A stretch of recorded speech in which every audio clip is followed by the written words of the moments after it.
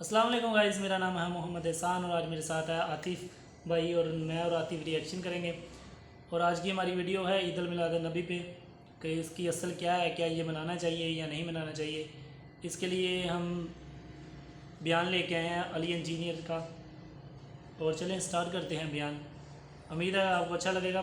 Subscribe اور like ضرور کر دیا گیا، ابھی میرا نیا چینل ہے تو پلیز سبسکرائب اور لائک کر دیں گے۔ سٹارٹ کرتے ہیں ویڈیو، بسم اللہ۔ کہتے ہیں ریفرنس دو بھائی، کیسے خوشی منا سکتے ہیں، کیسے خرچ کر سکتے ہیں۔ چلو بھائی ریفرنس بھی لے لو۔ اللہ فرماتا ہے قل بفضل اللہ وبرحمتہ فبذلک فلیفرحوا هو خیر مما یجمعون، 11واں پارہ سورہ یونس آیت نمبر 58۔ ٹھیک ہے، یاد کر لیں۔ اس کا ترجمہ کیا ہے؟ ترجمہ بھی کیا اعلیٰ حضرت نے کیا۔ تم فرماؤ اللہ ہی کے فضل اور اسی کی رحمت اور اسی پر چاہیے کہ خوشی کریں، وہ ان کے سب دھن دولت سے بہتر ہے۔ اللہ کی رحمت اور فضل پر خوشی کریں تو سب دھن دولت سے بہتر ہے۔ اچھا پھر اللہ کی کوئی بھی رحمت ہو تو خوشی کرنے کا حکم ہے، تو جو سب سے بڑی رحمت ہو، جو سب سے بڑی نعمت ہو۔ اب آپ ہو سکتا ہے کوئی کہے یار نبی پاک اللہ کی رحمت ہے، یہ کہاں سے آیا بھائی؟ اور پھر قرآن کا ریفرنس دے دیتا ہوں۔ اللہ قرآن میں فرماتا ہے وما ارسلناک الا رحمۃ للعالمین، میرے آقا تو سارے جہان کے لیے رحمت ہیں۔ احادیث میں یہ مضمون ملتا ہے، حدیث قدسی ہے، اے محبوب تجھے نہ بناتا تو یہ کائنات ہی نہ بناتا۔ جو وجہ تخلیق کائنات ہیں، جس کے سبب یہ دنیا بنی ہے، ان کی آمد کی خوشی کیوں نہ منائیں؟ تو انشاءاللہ دھوم دھام سے میلاد منائیں گے۔ اب پرچم کس لیے لگائیں کہ دن میں کوئی آپ کے گھر کے پاس سے گزرے تو پتہ چلے یہ عاشق رسول کا گھر ہے۔ لائٹ اس لیے لگاؤ کہ رات میں گزرے تو پتہ چل جائے یہ میلاد منانے والے کا گھر ہے۔ جو لوگ مروجہ طریقے سے اس ایشو کو لے کے چل رہے ہیں، وہ یہ کہتے ہیں کہ جی اس کی اصل قرآن کے اندر موجود ہے۔ اللہ تعالیٰ نے سورہ یونس میں فرمایا قل بفضل اللہ وبرحمتہ فبذلک فلیفرحوا،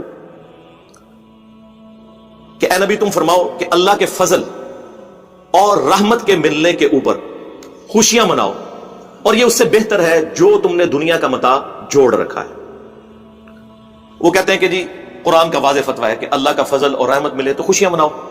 وہ کہتے ہیں اس سے بڑی کیا رحمت ہوگی کہ وما ارسلناک الا رحمۃ للعالمین، اور پھر ایسی رحمت اور ایسی نعمت کہ سورہ آل عمران میں اللہ تعالیٰ فرما رہا ہے لقد من اللہ علی المؤمنین اذ بعث فیہم رسولا، بے شک اللہ تعالیٰ کا احسان ہوا ہے مومنین کے اوپر کہ ان میں سے ہی ایک رسول ان میں مبعوث ہوئے، یتلو علیہم آیاتہ ویزکیہم ویعلمہم الکتاب والحکمہ وان کانوا من قبل لفی ضلال مبین، جو ان پر اللہ کی آیات تلاوت کرتے ہیں، ان کا تزکیہ کرتے ہیں، انہیں کتاب و حکمت سکھاتے ہیں، اس سے پہلے یہ کھلی گمراہی میں تھے۔ تو کہتے ہیں کہ یہ اللہ نے وہ احسان کیا جسے قرآن میں احسان کے طور پر بیان کیا، لہٰذا احسان بھی ہے، رحمت بھی ہے، اور قرآن کہہ رہا ہے کہ اللہ کے فضل اور رحمت کے اوپر خوشیاں مناؤ۔ تو اس لیے ہم میلاد اس طریقے سے مناتے ہیں کہ رسول اللہ سے بڑا کوئی احسان نہیں۔ ہم کہتے ہیں رکو ذرا، صبر کرو، بالکل ٹھیک کہہ رہے ہو، لیکن اس طریقے پر مناؤ جو نبی علیہ السلام نے تعلیم فرمایا۔ صحیح مسلم میں فیہ ولدت وفیہ انزل علیہ، پوچھا گیا پیر کے روزے کے بارے میں، فرمایا اس دن میں پیدا ہوا اور اس دن مجھ پر پہلی وحی نازل ہوئی۔ تو نبی علیہ السلام نے جشن قرآن اور جشن میلاد منڈے کا روزہ رکھ کر منایا ہے۔ اور مزے کی بات بتاؤں، یہ سورہ یونس کی جو آیات ہے نا، یہ اسپیسیفکلی نزول قرآن کے بارے میں ہے۔ یا ایھا الناس قد جاءتکم موعظۃ من ربکم، یہاں سے یہ سٹارٹ ہوتا ہے، اے لوگو بے شک تمہارے پاس اللہ کی طرف سے واعظ و نصیحت والی کتاب نازل ہو گئی جو دلوں کو لگے ہوئے روگ کا علاج ہے اور رحمت ہے مومنین کے لیے۔ پھر ساتھ اللہ نے فرمایا قل بفضل اللہ وبرحمتہ، اللہ کے فضل اور رحمت کے اوپر خوشیاں مناؤ۔ یہ اسپیسیفکلی قرآن کے بارے میں تھا۔ اب آپ اس کو جوڑ لیں صحیح مسلم کی حدیث کے ساتھ کہ نبی علیہ السلام نے قرآن اور اپنی پیدائش کی خوشی کو جمع کیا اور فرمایا فیہ ولدت وفیہ انزل علیہ، اس دن میں پیدا ہوا اور اس دن مجھ پر پہلی وحی نازل ہوئی۔ جشن قرآن اور جشن میلاد یہ اکٹھے نبی علیہ السلام نے منائے۔ مجھے بتائیں جو اسپیسیفکلی نبی علیہ السلام نے جس خوشی کا اظہار اپنی پیدائش کے ساتھ کیا وہ قرآن کی خوشی تھی، اور ہمارے علماء ہماری پبلک کو یہ بتاتے ہیں قرآن حدیث ڈائریکٹ نہیں پڑھنا، گمراہ ہو جاؤ گے۔ یہ کون سا جشن قرآن ہے کہ آپ قرآن کی آیات اپنی ہر نماز کی ہر رکعت میں پڑھیں، ایاک نعبد و ایاک نستعین، اور پھر نماز کے بعد آپ بابوں کو پکارنا شروع کر دیں، مرے ہوئے لوگوں کو اللہ کے مقابلے پر ٹھہرا لیں، خواہ بندے کہہ کر ٹھہرائیں خواہ کسی بھی طریقے سے، وہ ہمارے نفع نقصان کے مالک ہی نہیں ہے۔ تو جشن قرآن پریکٹیکلی یہ ہے کہ آپ اس توحید کے اوپر چلیں، اور جشن رسول یہ ہے کہ آپ نبی علیہ السلام کی عظمت اپنے دل میں بٹھائیں اور اس کے بعد نبی علیہ السلام کی جو دعوت ہے اس کو آگے لے کر چلیں۔ یہ ہے کام کرنے کا، اور یہ بات میں اپنی طرف سے نہیں کر رہا۔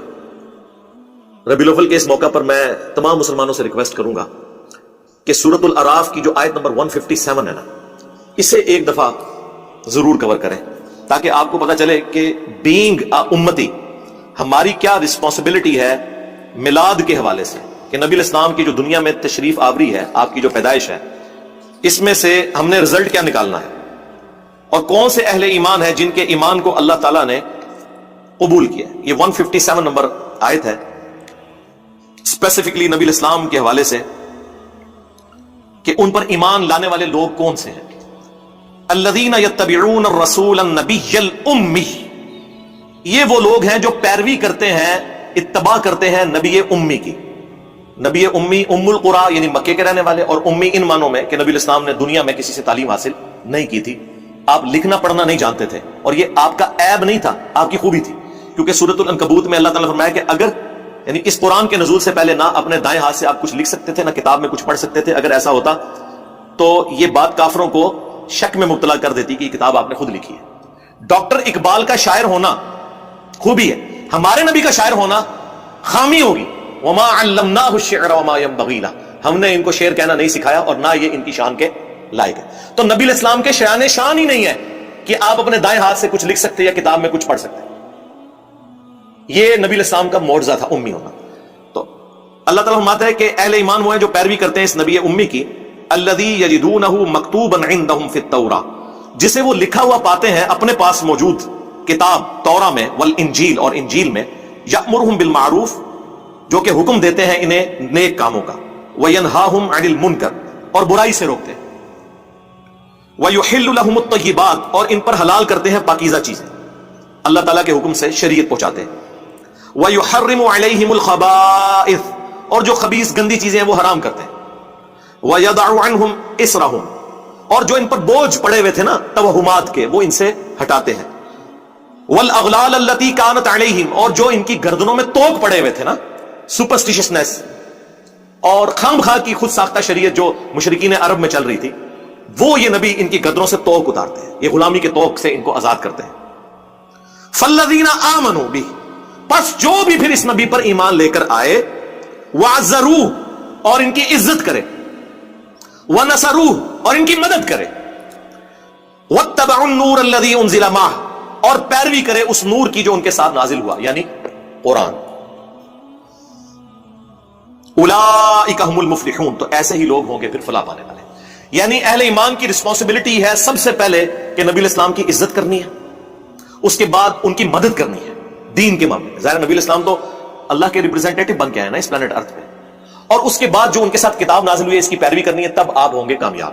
یہ ہے میلاد کا مقصد منانے کا، کہ نبی الاسلام کے مشن کو آپ نے آگے لے کر چلنا ہے. تو یہ تو دوستو آج کی ہماری ویڈیو، اور اس میں بتایا گیا کہ نبی الاسلام پیر کا روزہ رکھ کے پھر کرتے ہیں. ہم تو ڈول وغیرہ پہ ناچتے ہیں اور کئی بدعتیں جاری کی ہوئی ہیں مسلمانوں نے، مگر نبی الاسلام کی پیدائش جب ہوئی تو آپ صلی اللہ علیہ وسلم نے فرمایا کہ میں پیر کا روزہ رکھتا ہوں، اس دن میں پیدا ہوا. بڑا ہی اچھا بیان تھا، یقیناً آپ کو بھی اچھا لگا ہوگا. آپ سبسکرائب کر دیں، تو چینل ابھی نیو ہے تو اچھا لگے گا سبسکرائب کریں. ابھی نیا چینل، ابھی تو مجھے اسپیچ بھی اچھی سے نہیں دینی آتی. اور میرے ساتھ عاطف بھائی اکثر ہی میرے ساتھ ویڈیو بناتے ہیں. عاطف بھائی آپ کو کیسا لگا بیان؟ بہت اچھا لگا ہے، یہ آپ لوگ اس کو سنیں اور عمل کریں اس میں. ہاں، اور شیئر بھی کریں، لائک کریں اور سبسکرائب کریں، بیل آئیکن کے بٹن پہ کلک کریں. بڑی بڑی مہربانی آپ. اوکے، اللہ حافظ.